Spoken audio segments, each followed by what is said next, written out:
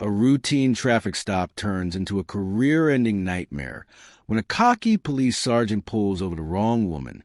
What he doesn't realize is that she's a decorated Army colonel who's been through far worse than intimidation tactics on the side of the road. What begins as a simple citation quickly spirals into a courtroom showdown that exposes power, pride, and the quiet strength of someone who refuses to be dismissed. She didn't raise her voice. She didn't argue.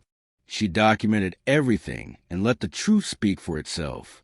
This story isn't just about a traffic stop, it's about accountability, respect, and what happens when someone with real authority refuses to back down.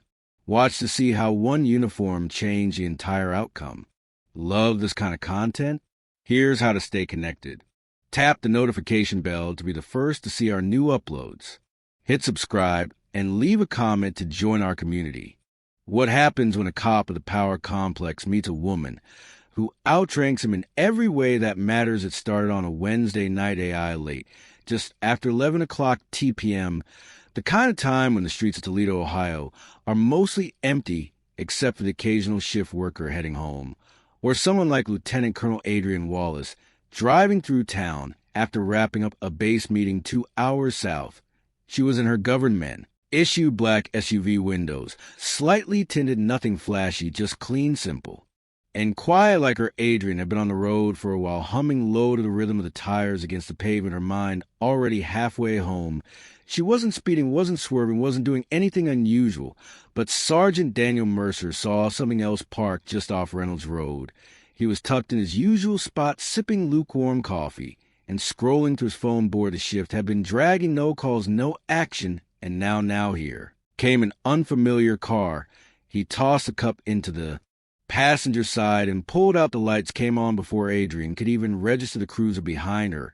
She slowed down, blinked once, then pulled over the side of the road, calm, controlled, just like she'd been trained. The door of the patrol car slammed hard. She watched in the side mirror as a tall man approached, hand already resting on his holster flashlight in the other. He didn't come to the passenger window.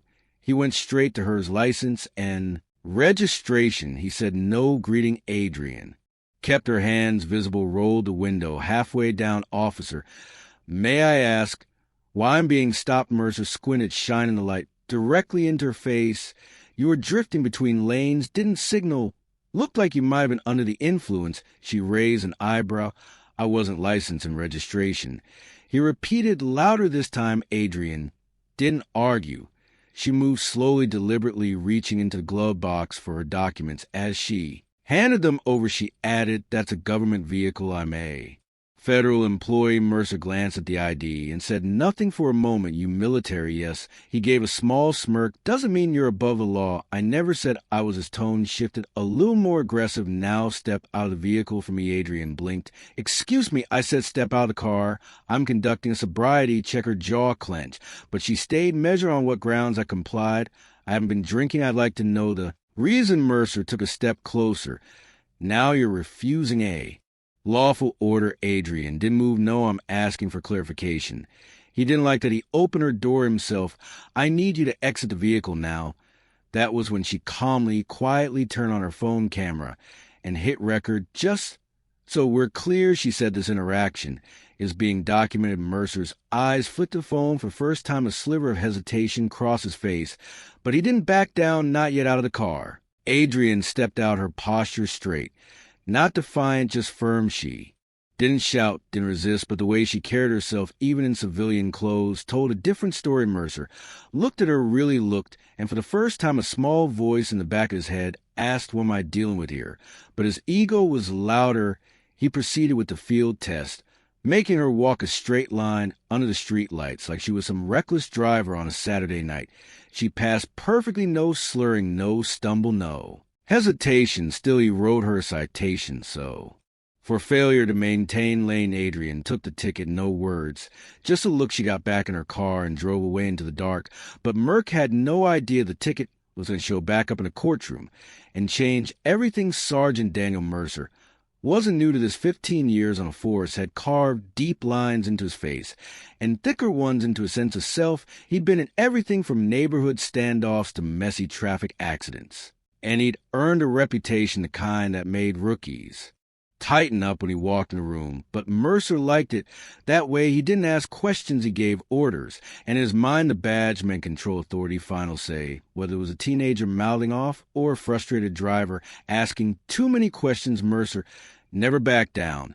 And he never apologized. His precinct on the west side of Toledo knew what they had: a cop who do the paperwork, show up on time, and never hesitate. That also meant they knew he could be rough, sharp, with his tone quick to escalate, but nobody really challenged him, not until that night.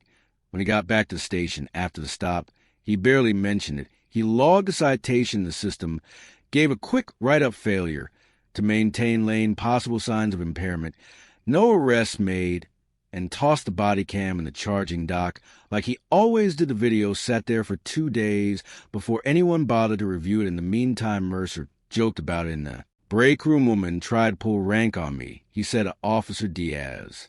Flashed her government ID like that was supposed to impress me. Diaz raised a brow. Wait, she was military. Mercer shrugged.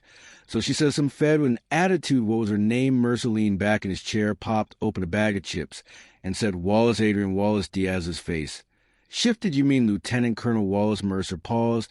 How would you know that she gave a lecture at the academy last year? Diaz said slowly. She's not just military. She's high up, runs logistics out of Fort Wayne Braun. Star 2 deployments. She's legit. Mercer scoffed, waving off. Don't care who she is on the road, I'm the authority.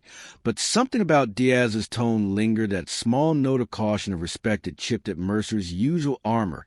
Still, he didn't go back and watch the footage. He didn't think twice about the ticket in his head. It was already done and buried, but it wasn't because Wall had filed a formal complaint the next morning, not just with internal affairs of the Office of the Inspector General. And she wasn't alone. The video she recorded had already been passed along to her legal team, and a copy was quietly making rounds through the military chain of command. Mercer didn't know any of this, yet he was back in his routine to responding to minor calls, barking at people during traffic stops, carrying himself like a man who couldn't be touched because for years he hadn't been. The system had protected him. Supervisors had looked the other way. Union reps had shut down complaints, and Mercer had come to believe the rules didn't apply to him the way they did to everyone else. But now there was someone on the other side who wasn't afraid, someone who didn't yell, didn't fight, didn't crumble. She just documented everything, followed protocol, made one phone call at the right time to the right office, and she had receipts. But Mercer didn't see it coming until the envelope hit his desk, marked formal inquiry. Adrian Wallace wasn't the kind of person who made noise for no reason. She wasn't dramatic, she wasn't confrontational, and she sure didn't have time to chase down every small injustice that came her way, not after 22 years in uniform, 2 tours overseas, and enough close calls to make most people fold. But this time it was different, because she wasn't just thinking about herself, she was thinking about every young soldier. She mentored every civilian she'd seen mistreated, without any to speak up for them. Every woman, especially every black woman who'd been forced to swallow their pride just to avoid making things worse. And she wasn't doing that anymore. Back at Fort Wayne, Indiana, Adrian sat in her office the morning after the stop, staring at her screen. She'd barely slept, not because she was angry, though she was, but because the whole thing kept replaying in her head. The way he talked to her, like she was nothing, the way his hand hovered over his holster, the way he tried to bait her into reacting. She knew the script, knew what could have happened if she hadn't kept her tone, even knew exactly how fast things could go wrong, even with the camera rolling. Her aide, Sergeant Daniels, poked his head in. You good, ma'am? Adrian looked up, expression calm, but focus. No, but I'm handling it. He stepped and closed the door behind him. I saw the footage. He said, you want to loop in to be his attorney? Already done. She said. Daniels hesitated. You sure you want to go public with it? Adrian leaned back. I'm not looking for headlines, I'm looking for accountability. And she meant that she'd spent her entire career leading with discipline, with integrity. Her rank wasn't just something she wore on her shoulder. It was something she earned through years of work, through decisions that affected lives. She commanded convoys across dangerous terrain, coordinated relief efforts. After hurricanes, she'd been responsible for soldier supplies and security across 4 different continents. But none of that had mattered when she was pulled over on a quiet road in Ohio. To Mercer, she was just another suspicious driver who didn't move fast enough when questioned. And the thing that ate at her Wasn't just how he treated her, it was how comfortable he seemed doing it that was a real problem. So Adrian made a few calls, first to JAG, then to the Inspector General's office. She attached the footage, filed a complaint. She didn't embellish, she didn't dramatize. She just told the truth backed by video and let the facts stand on their own. By the end of the week, the story had started to circulate within military legal circles. It hadn't hit the media, not yet, but Mercer's name was now attached to an internal investigation. The department's legal counsel had been notified, and Adrian.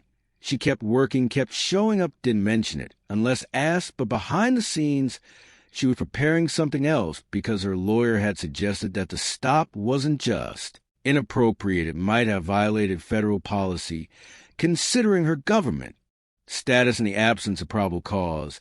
And if it came to it, they'd go to court. Adrian didn't flinch at that. She welcomed it. But Mercer still didn't believe this would go anywhere, not until he was told to appear in front of the judge. The envelope was thin, nothing flashy, just a plain manila folder with his name typed on the front and a return address from the Lucas County Civil Court. Mercer tore it open in the parking lot, half distracted, figuring it was just another traffic summons or departmental memo. But it wasn't. It was a notice to appear. A formal civil rights complaint had been filed. The plaintiff, Lieutenant Colonel Adrian Wallace. The charge violation of constitutional rights during a traffic stop, including unlawful detainment, intimidation, and abuse of authority. Mercer stood there for a minute staring at the paper. Then he laughed out loud. No way, he muttered, no way this sticks. But when he stepped back, inside the station, the mood was different. As captain officer, Reading called him into the office. Doors shut, blinds pulled down. Reading started. We need to talk. Mercer sat, arms crossed, about what the lady from the other night. She's trying to play victim. Reading didn't smile. She's not playing anything.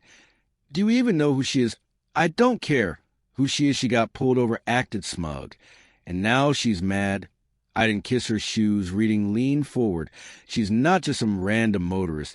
She's a lieutenant colonel of combat. Veteran, her records spotless. Her connections are deep, and she's got the whole thing on tape from two angles, yours and hers. Mercer scoffed.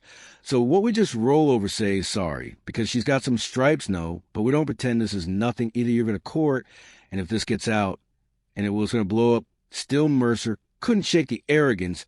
She didn't even get arrested. I didn't touch her. I was following procedure.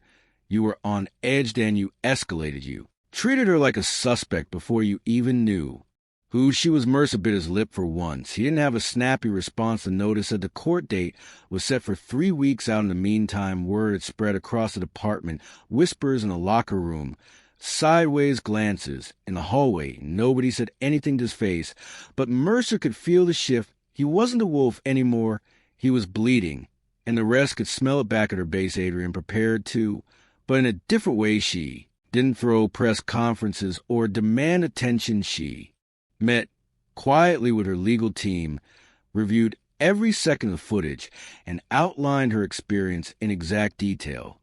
She was calm, collected, but relentless. Her lawyer, Delaney Price, sat across the table from her and said, "You sure you want to do this in court? It's public. It'll follow you." Adrian nodded. "Good. Let it." Price paused. "Most people would let go. I've let too much go." Artie, Adrian said, "This isn't just about me." She wasn't looking for a payout. She wanted a public record, a moment that could be referenced, something that showed power, didn't excuse behavior. And that silence wasn't the only option. She wasn't just standing up for herself. She was standing up for every person who'd been talked down to, dismissed, or bullied behind flashing lights and a badge. And when the court date finally came, she didn't walk in quietly. She walked in wearing her full-service uniform badges, medals of rank on her chest, clear as daylight. She wanted the jury to see her not just as a woman in a car that night, but as a human being who had served her country, respected the law, and expected the same in return. Mercer was already seated when she walked in. He turned, saw the uniform, his smirk falter for the first time. But the real test hadn't started yet, because when Wallace took the stand, the whole courtroom, lean in the courtroom, was packed, not with reporters, not yet, but with officers from both the local precinct and Fort Wayne military base. Adrian's peers came in silent, respectful, dressed in uniform or business attire, seated shoulder to shoulder with civilians who had no idea what this case was really about. To some, it looked like A traffic stop gone wrong, but Adrian, it was the boiling point of something deeper, something that had been simmering for years. Mercer sat at the defense table stiff in his suit, face blank, but tense as attorney Charles Breener leaned in and whispered something to Mercer. Didn't blink. He just kept his eyes on the judge. Then Adrian was called. She stood, adjusted her collar, and walked to the witness stand with the same quiet discipline she'd used. Leading convoys through dangerous zones, she didn't rush, didn't falter. Every eye in the room was on her. Her ribbons caught the light. Her posture demanded respect, not because of how she looked, but because of who she was. A judge, clear as throat. Colonel Wallace, thank you for your service. You may proceed. Delaney Price stepped forward, not missing a beat. Lieutenant Colonel, could you describe the night of January 17th? Adrian spoke. Plainly, I was driving back from a meeting at the Indiana Guard Reserve around 11:15. I was pulled over by an officer.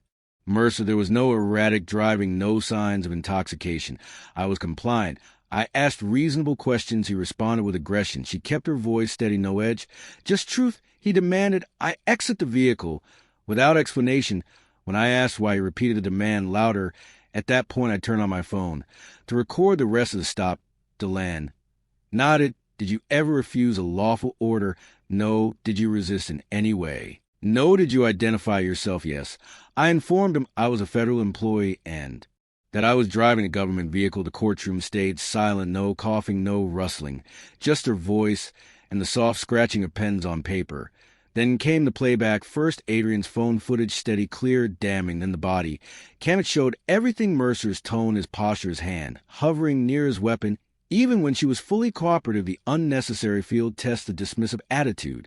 When she passed it, the jury didn't speak. They didn't need to. You could feel the shift in the air. Then came cross-examination. Breener approached the stand with that careful tone lawyers use when they're trying to look respectful, but dig deep. Lieutenant Colonel Wallace, with all due respect, is it possible that Officer Mercer was simply following protocol? Adrian didn't blink. No. Is it possible he was concerned for your safety or the safety of others? I was driving within the lines. I was sober. I was not aggressive. There was no safety concern. And yet you recorded the stop. Why? Because I've lived long enough to know that silence isn't protection. I want an accurate record of what happened. Breener nodded slowly. So you don't believe officers should have discretion during stops? Adrian looked at him and said calmly, I believe discretion must be paired with discipline. That badge isn't a free pass, it's a responsibility. That line hit. Even the judge paused before asking the next question. Then it was Mercer's turn. He walked up to the stand, not to testify, but to watch as the footage played. Again, this time frame by frame. Every pause, every clipped response, every time he looked at her like she wasn't human. The prosecutor leaned in. Sergeant Mercer, why did you ask her to exit the vehicle? Mercer stiffened. She looked evasive. Did she disobey any of your commands? She questioned me. Is that illegal? Mercer hesitated. No. Did she raise her voice, make threats? No. So what made you escalate the stop? No. Answered Sergeant Mercer. Were you aware she was a lieutenant colonel in the U.S. Army? Not at the time. And if you had known, Mercer's voice dropped, I probably would have handled it differently. The room went quiet again. There was a truth, or at least a part of it, not regret, just a slip of honesty. Mercer didn't see a person that night. He saw someone who didn't move fast enough, didn't speak the way he liked, didn't submit. And now, sitting across from her with her rank laid bare, the courtroom could see it too. But the trial wasn't over, because now the jury had to decide what accountability. Really looks like 3 days passed before the verdict came. The courthouse was quieter this time. No military uniforms, no off-duty officers. Watching from the back, just Adrian, her lawyer, and a few civilians who had followed the case out of curiosity. Mercer sat with his attorney hands clasped, trying to hold the same blank expression he'd worn through the entire trial. But this time his jaw moved slightly, like he was grinding his teeth. Without even knowing it, the judge, Cynthia Morales, shuffled the papers on her bench and looked out across the courtroom in the matter of Wallace v. Mercer. She began. The jury is found in favor of the plaintiff. Mercer shifted. Adrian stayed. Still, the court recognizes a violation of constitutional rights during an unlawful stop and detainment. Furthermore, the court finds that the actions taken by Sergeant Mercer were not aligned with department policy or basic expectations of professional conduct. No one clapped, no gasped, just a flat weight of consequence. Mercer's attorney leaned in and whispered, will appeal.